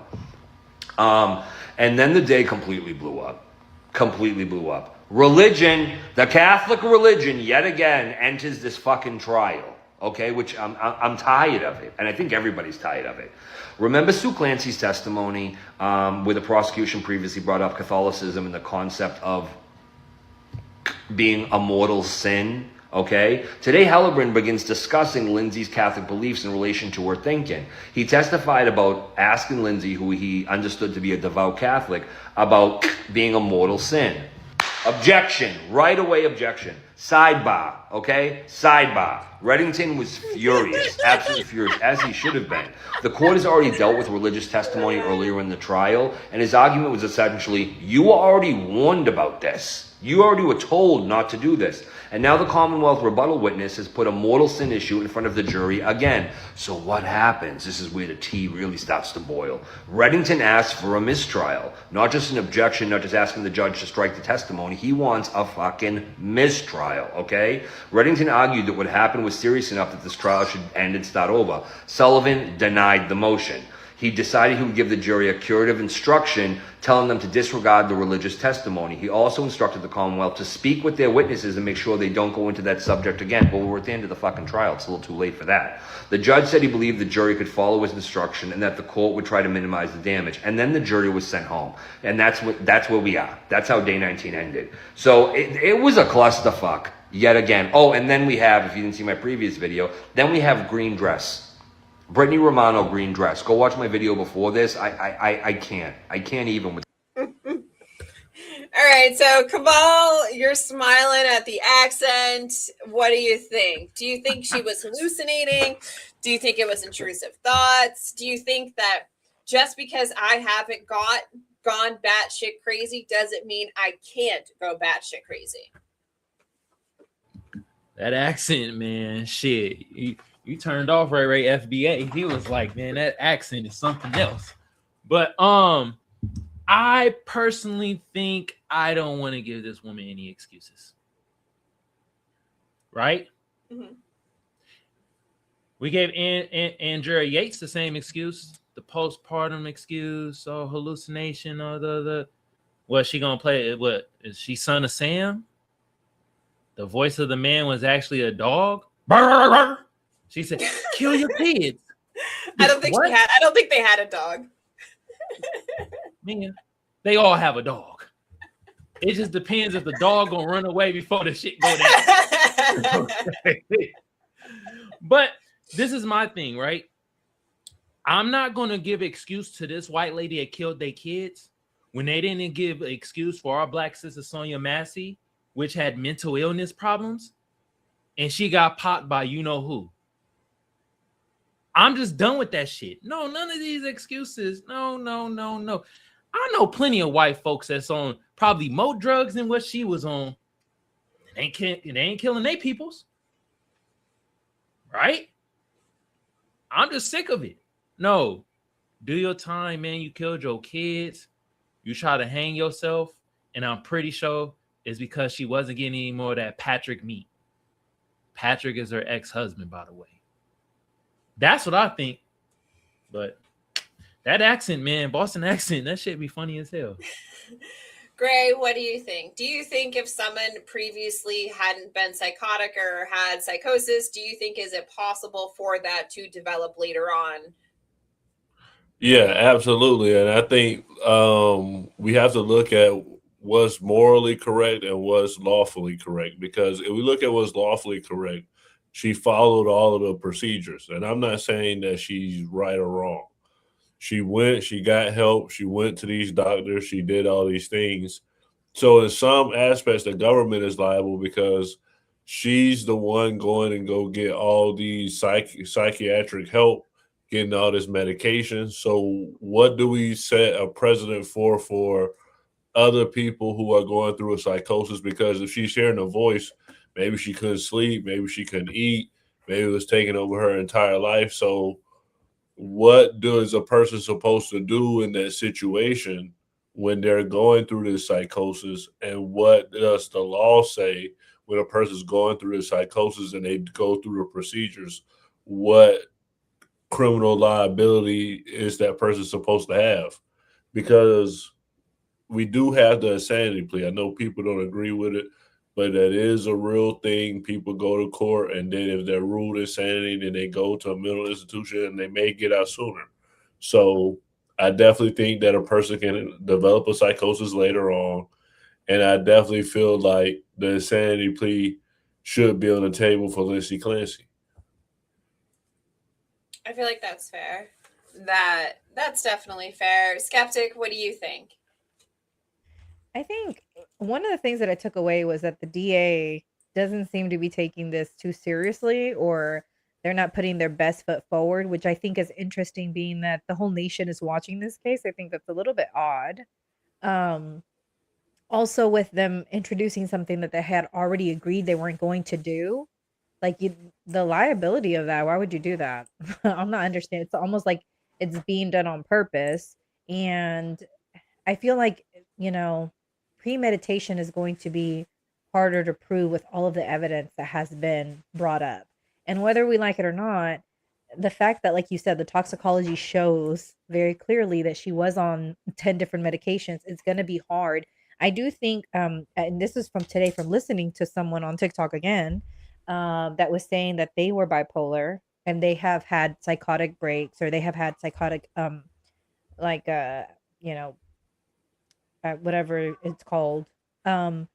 She was saying that she was on medication for it, which is like an antipsychotic and an SSRI. And she's saying that she was doing some things that she almost felt like it was like she was in a simulation or in a game, and it was happening to her. It wasn't like she was doing it, but she has memory of it. And so she was saying, like, when you have bipolar, there are different types of bipolar, but also when you have a psychotic break, like, you could remember what you're doing, and it almost feels like it's an out of body experience. Like, it's not that you're doing it, but like it's happening to you. So, I mean, I think it's interesting. And I think a lot of the evidence that was shown, I mean, I don't know. I also don't think that they have proven beyond a reasonable doubt. And I think they make closing statements on tomorrow, right? Thursday. So, I mean, we're pretty much at the end. I don't know. I mean, if she gets a non-guilty, who can you blame? The state didn't do such a good job. I mean, and one of the biggest things too is, if we remember weeks ago, because obviously right now we're on like day fucking 20, but weeks ago we were listening to testimony from one of the practitioners, and they had stated her medication regimen that she was on, if she was bipolar, would have been contraindicated. It would not have been good for her. It would have exacerbated the symptoms. It would have made her worse. So, I mean, and the state even said, one of their, was it Helbian? He said he thought she had bipolar. So, I mean, why would you not consider, if you think she has bipolar, her course of treatment is proven to have negative effects if you're conditioned with bipolar. So the logical step would be, okay, so she has a diagnosis of bipolar. The medication she's taking is fucking her up even more because she has bipolar, and she's not meant to take the specific regimen of medications while having bipolar. Why would it not make her even crazier? Why would it not bring out a potential manic psychosis episode if you already think she's bipolar? And I don't think the state realized that. I don't think they've put those two together, but it's like, one of your witnesses stated this course of treatment is not recommended for bipolar, and then you put another witness at the end stating, hey, I think she has bipolar, after hearing the first witness say, well, if she has bipolar, this is going to make her infinitely worse. So I don't know. I don't think they've put those two and two together. It seems like the prosecution has done like a really shitty job of keeping their ducks in a row and making sure everybody's telling the same story, right? Because everybody's supposed to be telling the same story. Like their last two rebuttal witnesses had two different diagnoses. That shouldn't happen. Why would they? And they interviewed together. They interviewed her together. So why would they not have the same story, come to the same conclusion? It just doesn't make sense to me. In my opinion, it doesn't make sense. Do y'all think this shit kind of planned though? This shit kind of seemed weird. The prosecution is this bad. It's Massachusetts. You should have watched the Karen Reed trial. she got a not guilty. This is Massachusetts. It's like one of the most racist, discriminatory, good old boys club. Massachusetts reminds me a lot of like the Bible Belt, the Deep South. Like if you are a police officer, if you work in like the county attorney's office, if you are a judge or a lawyer, they're all interconnected and they all work together outside of like the criminal justice system. They all do whatever the fuck they want. They're all cousins, bro. They are all fucking cousins. You cannot go anywhere in Massachusetts and not run into a fucking Patty O'Neill and not have him have 20 fucking cousins. And they're all police officers. I've never seen anything like it. Literally, everybody's a cousin. Everybody's married to somebody's cousin, to someone else's cousin. They are all related. They're all in law enforcement. And that's why they're allowed to do fucked up shit, because they control the entire justice system, period. You'll never see anything like it anywhere else. It's fucked. I agree with you. Shout out Ray FBA for the 10 jewels. Appreciate it, bro. I just find it weird though, because it's like at the end of the day, if there's so much like this Bible stuff or whatever, they must not give a fuck about kids because she killed her kids. That's the main thing though, right? And this ain't really, to me, this ain't really race related, right? It's a white woman that killed her kids. So that's why I'm kind of confused on this shit. It's like, I feel like they're purposely doing this shit so she can get off. I'm trying to figure out what message are they trying to send to us with this, right? Allegedly, you might be onto something, because allegedly Patrick, her former husband, his brother, and his family are all in law enforcement in that area, in that like Plymouth County area. They're all already in law enforcement. Like I said, okay. It's all interconnected. You can't go nowhere in Massachusetts without running into Tom, Dick, and Harry, and they're all fucking cousins. And if they're not cousins, they're married to Barbara, and Barbara's fucking cousin is her husband's a police officer 2 counties over, literally. And if they're not in the police force, they're in the union. Is it? There's only 2 jobs in Massachusetts. You're either in law enforcement or you're a union if you're white. Period. Full stop. Yeah. I feel what you're saying. Ray, I feel what you're saying too, bro. So at the end of the day, it probably seems like her ex-husband's still trying to help her out in a sense. If he wasn't that stated? All the law enforcement, yeah, right? Wasn't it stated that they still have a good relationship, her ex-husband and her? He still like basically puts money in her books, or I don't know. Somehow that he's not like, which I also think is kind of odd. I don't know. There's a lot of weird things going on in this case, but I agree with you, Kamal. I think that it seems like this is being done on purpose. And then didn't they say that supposedly either the DA or someone related to the DA bought their house? Yeah. Where all of that happened? Where the babies were unalived? Why would you private sale? What? That's so weird. Right. Like the person allegedly that bought the house, private sale, worked at the DA's office. So you have intimate knowledge of like a freaking triple homicide that happened and an attempted suicide on top of that, like triple homicide, and you're gonna buy the fucking house again. Bizarre. Like makes no sense at all. Yeah, Ray bring up a good point though. It's like if the Patrick dude is doing this, you're supporting like the murder of your kids. Like this shit is mind-boggling now. It's like getting deeper into this case. Like what? And his parents testified, I would say, on her behalf. I mean, like her former mother-in-law had nothing but amazing things to say about her. Not a single person that has got on the stand, like somebody who actually knew her, not an expert witness, but like somebody who actually knew her, has ever said a single negative thing. Patrick's father said nothing but positive things. Patrick's mother said nothing but positive things. I mean, every single person that knows her, like on a more personal, intimate level, has said nothing but positive things about her. Not a single one of them has said anything negative at all whatsoever. And you think grandma lost 3 grandkids, and she doesn't even seem to hold a grudge. And obviously Patrick lost 3 kids. He don't seem to hold a grudge. And then Patrick's dad obviously lost 3 grandkids, and he don't seem to hold a grudge. Like nobody seems to hold a grudge, which is kind of weird because I don't know.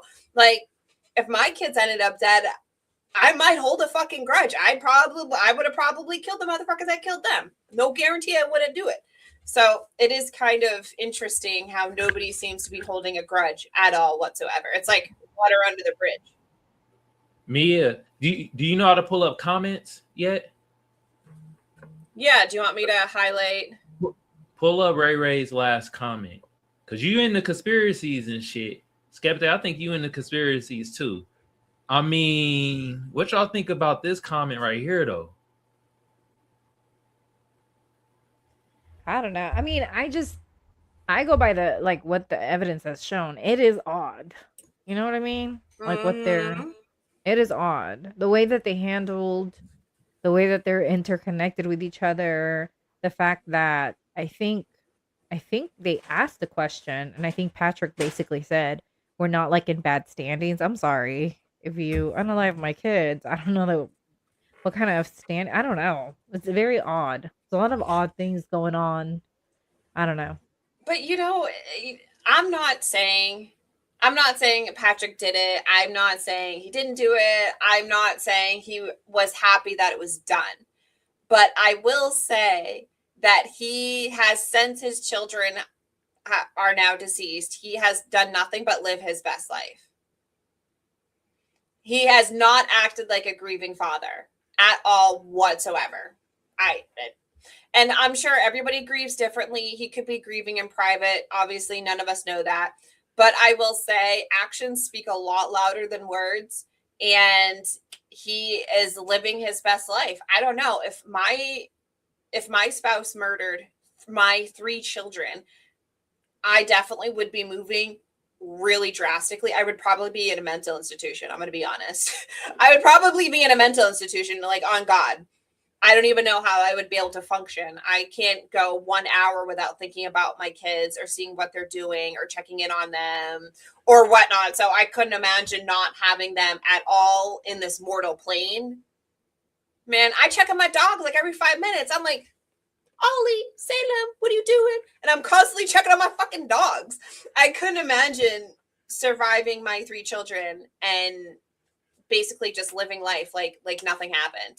Moving, new spouse, potential new baby, going on vacations in multiple places, running races, hanging down at the boat and yacht club, boating, just like living La Vida Loca. Don't forget the dog. New dog. New dog. I mean, I don't know. I'm not saying I'm just saying he seems to have a much better life now than he did when his children were alive and when he was actively married to Lindsay. So let me ask y'all this. Do y'all think she's gonna be guilty or not? And if so, what y'all think her sentence gonna be? I'm 50-50 on it. I think it could go either way. If they're still trying to prove that it was first degree murder, I think that's going to be hard because they didn't really show intent. She has reasonable doubt. She has the toxicology report that she was on medication. She has all these contradictions. The contradictions themselves tell you that she was not, nobody knew what to treat her for. They were guessing. So potentially they could have made a mistake. She could have been, here's the outcome of the mistake. She's in a very fragile state of mind.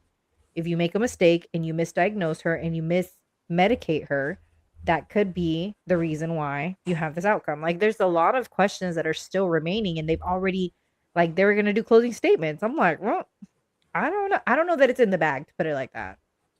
Yeah, I'm with you. I honestly think she's going to end up getting a not guilty by insanity, and she's going to go to a mental hospital. I don't think the prosecution has done a really good job of stating that she was, at the moment that those murders were done, that she was mentally competent and was in the right frame of mind and knew everything that she was doing, because, you know, we have come to find out that the internet searches that they were talking about that they said were her weren't actually her. They were her husband, her former husband at the time, was making those internet searches. So, I mean, that's bare bones, basic detective work. So now if they're dropping the ball with something that should be easy for them to trace back, what else have they dropped the ball on? You know what I mean? It kind of calls a lot of different things into question. If you fuck up something easy, I'm going to assume all the shit's fucked up now, because you can't do your job over something simple. I do. Yeah, I can see that. Great. What you think, bro? You think guilty, not guilty? I don't know. I have no idea. I have to see the closing remarks. But as far as her going to get help, I think that's going to help her with the insanity plea prior to the court case. Oh, I think she gonna get hit with the not guilty, the insanity thing, and then she gonna be able to spend all that money that she raised. That shit crazy. Would that money go to her? Or would they stop that from her getting that money if she's insane, right? Well, I know the husband is suing on behalf of the kids, like a trust on behalf of the kids. I don't even know if she's part of that. That civil lawsuit, I don't know if she's even part of it. I know he's suing on like behalf of the children. I'm not sure if she's even suing the state or the federal government. He's suing I think he's suing the 2 hospitals and then all of like the medical providers that were giving her the prescriptions. I don't think he's suing the state. Okay. Damn, that's real interesting. Okay. Because I don't think the hospitals that she went to weren't like state hospitals or anything like that. They were private organizations, like private nonprofit organizations. So I know she went to South Shore, she went to McLean, she went to like Brigham and Women's, like Mass General. So those are private entities. So I think that is who he is suing, plus like the individual providers, which they all have their own coverage for this sort of shit. So, I mean, their insurance coverage will kick in and do a payout. So even if he more than likely they'll settle outside of court, probably after the verdict for this. So if she gets a not guilty by reason of insanity, I can guarantee that civil suit will probably be settled out of court, because that will only strengthen his civil case stating, hey, criminal court found her not liable because she was insane. And part of that was like the medication regimen and like the mismanagement of her like medical care. So I have a feeling that if she does get a not guilty, the civil case will probably be settled out of court for an undisclosed amount, and they'll sign NDAs. So we'll never really know. That's crazy because he benefits. Sorry. But like the whole time, the only person that came out, it's terrible to put it like that, but like with some sort of benefit is him. You're single, you like all these things, you know, and you got a whole new wife, like you've just moved on. And somebody had said, I don't know if this is true, but they had said that he had some kind of charity event for children or something, but still, I just feel like the actions afterwards have been very questionable. Like 4 months after you're married, you've moved on. It's crazy. Yeah, everybody grieves differently. We learned that with Miss Erica Kirk. They told us everybody grieves differently. We've learned that with Miss Erica Kirk. Some of us wear hot pants. Some of us, touch on other married people. Some of us come out to pyrotechnics. Some people go to Thailand and, get married 4 months later and move and start a whole new life. I don't know. Everybody grieves differently. It's just one of those things. That's crazy saying that. She popped No in one my does head that old school immediately. grieving anymore. Yeah, nobody does the regular cry Don't and cry. not be productive and be depressed, and nobody does that anymore. Everybody just like pops ass and hangs out and does like the pyrotechnics and shit. I don't know. Nah, 2026 grieving, you getting paid. Right. You getting some money. Everybody Damn. grieves differently.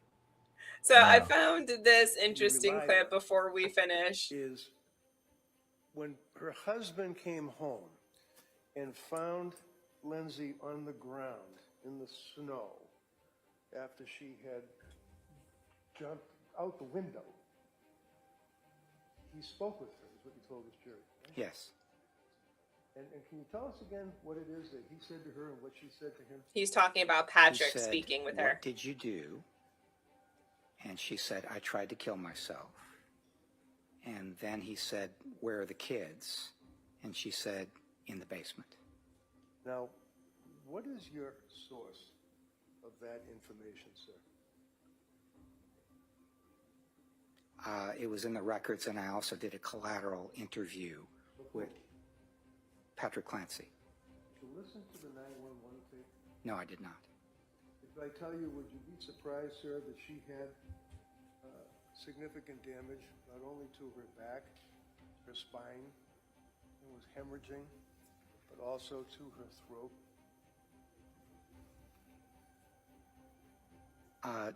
No, I would not be surprised. She injured herself very badly when she jumped out that window. If I suggest to you, sir, that if you listen to the 911 tape as it relates to Patrick Clancy interacting with her, that she can only make grunting noises, would you be surprised at that? I would be surprised, yes. And you never listened to that tape? I did not. So I thought that was interesting. One of the biggest bones of contention a lot of people point out is the fact that Patrick stated when he got on scene, she was able to speak. She was able to articulate what she had done and that the children were in the basement, which is what he had articulated to police. But given everything that we know about her condition, what was happening, and the fact that there's no proof that she made these statements, the police just took his word and assumed she was the one that murdered those children and threw herself out of the window, right? So the police showed up on scene with 3 dead kids and a half-dead woman and took the only person who it was alive and well to tell the tale. But now they've pretty much proven that he lied. He didn't tell the truth. She wasn't able to speak. Not a single medical professional heard her speak. None of the EMTs all stated she could not speak. She could make grunting noises, but she couldn't actually speak. She could not articulate the children are in the basement, or I tried to kill myself, or anything like that. So it's interesting that he would lie about something like that.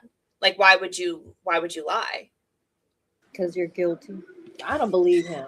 Again, reason for me, it's reasonable doubt. It's a reasonable doubt because the police got there and they believed Patrick. They believed that she made those statements.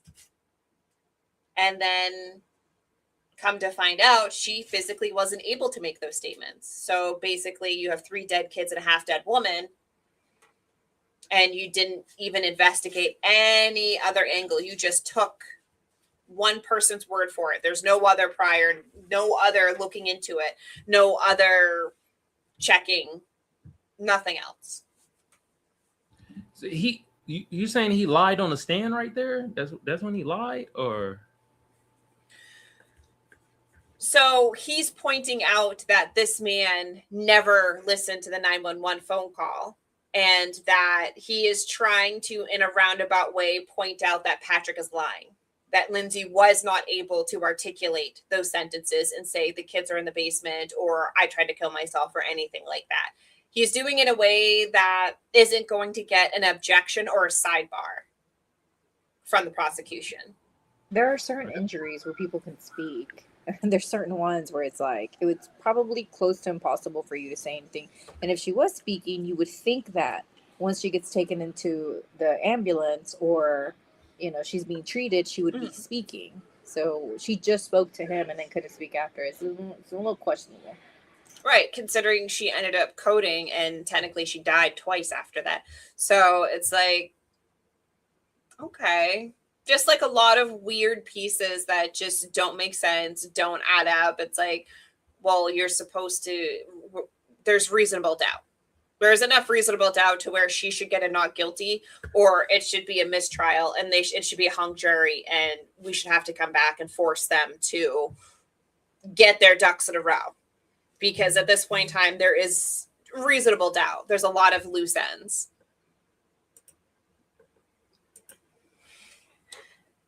However, we've been on this for like almost 2 hours. Told you, hate to keep you guys this long. I told you it's going to be a long episode. I had a lot of clips and we had to go over 3 cases.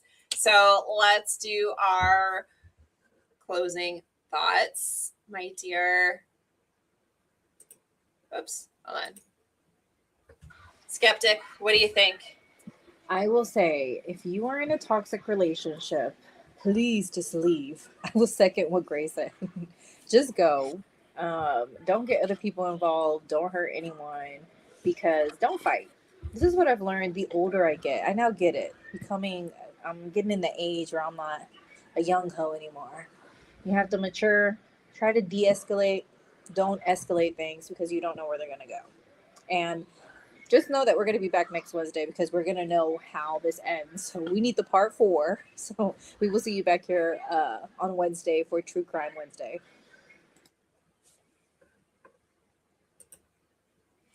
Gray, what do you think?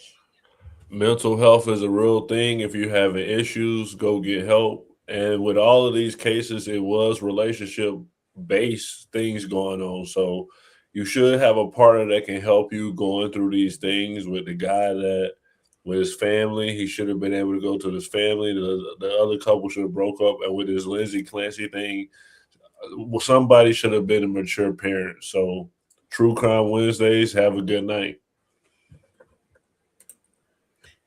Kamal. All right, y'all go hit the notification bell for the new party. Go follow them, hit them with a sub, hit the likes, get the reposts happening. If y'all want to come over to my end, y'all see it down there. YouTube, it's Kamal Johnson, you feel me? Shout out to Ray. Shout out to Beans, man. Shout out to you, brother. You feel me? I saw your message earlier. You know what I mean?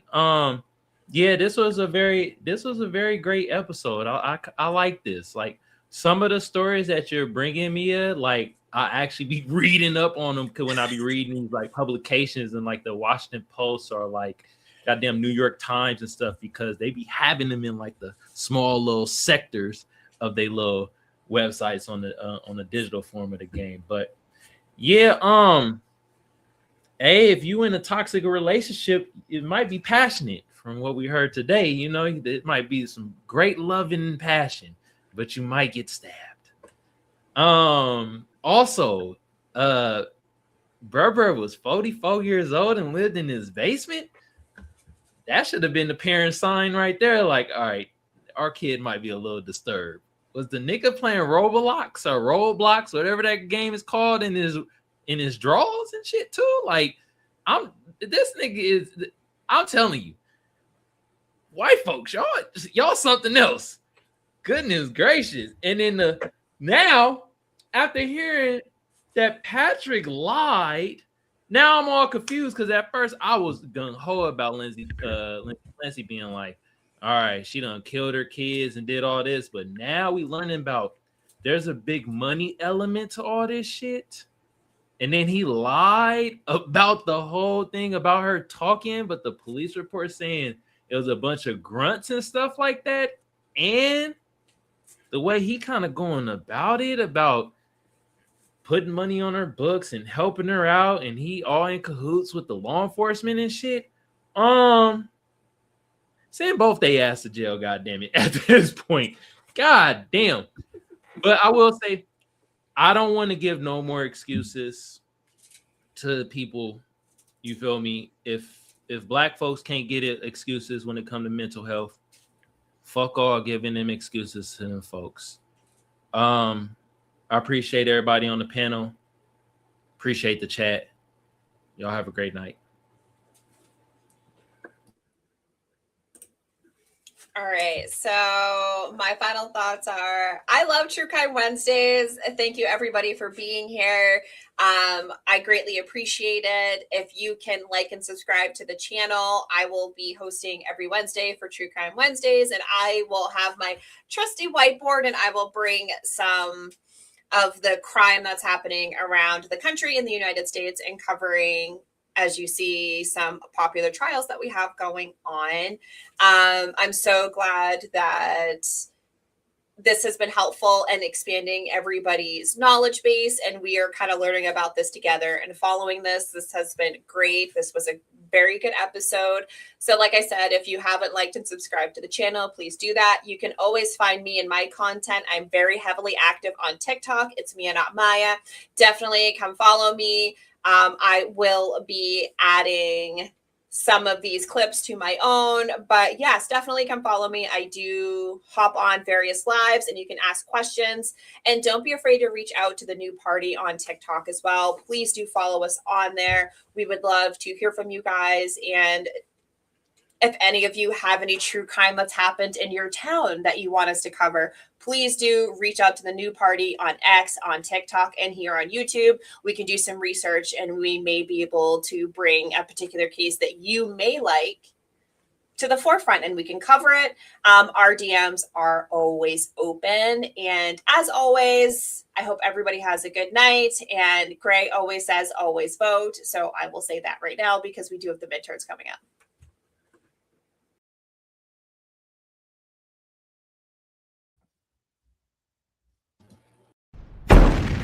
Sisters, We shall not yield to tyranny. our cause just we will prevail. The fight Hello, for our history rights. buffs. Ready for a journey back? Look at this encampment. The spirit of 76 is alive.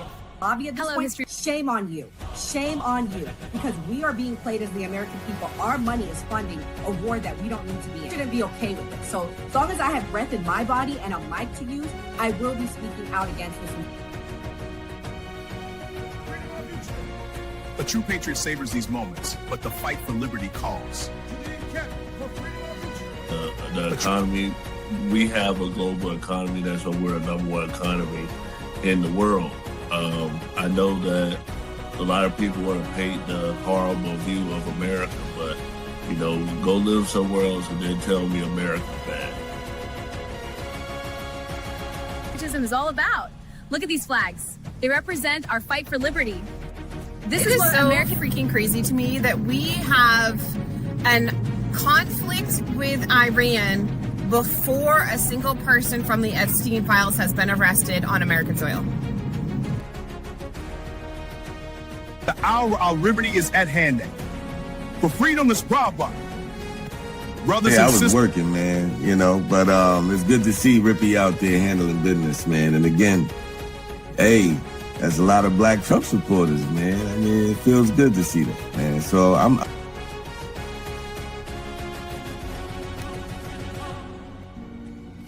My fellow patriots, the hour of decision is upon us. Let us march forth with courage to secure our liberty. A real coach. People are getting sick of it. The moment a celebrity steps slightly outside the leftist approved narrative, they get attacked. Chili from TLC gets heat over allegedly donating to Donald Trump. For liberty. The British advance. We must act. Our supplies are low, but morale is high. Then we fight for liberty. Alpayne's word captures the spirit of we fight for independence. With Welcome to my that said they were anti-war.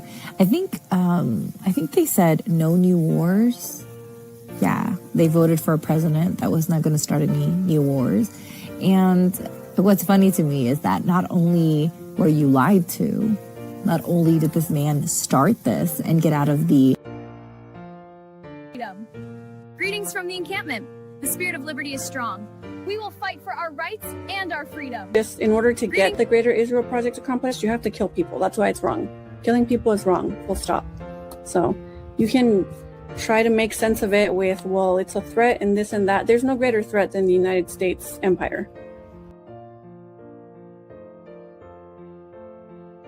Vocabulary up because I'm throwing out words like hubris, acquiesce, verbose. What are you going to do about the dichotomy of the nuance?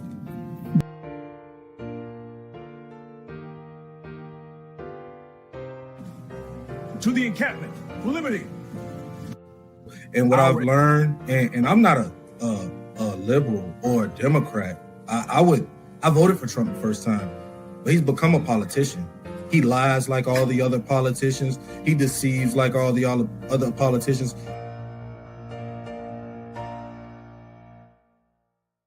And flaming! Soldiers, the enemy is near. Not only do I love my FBA fam, my Black American fam, my Black people on code, you know, my people that's allies with us, as part of the fam. I love y'all. I love my country too. You feel me? The cause to victory. To victory! These pastries are wonderful. Indeed, but we must stay vigilant.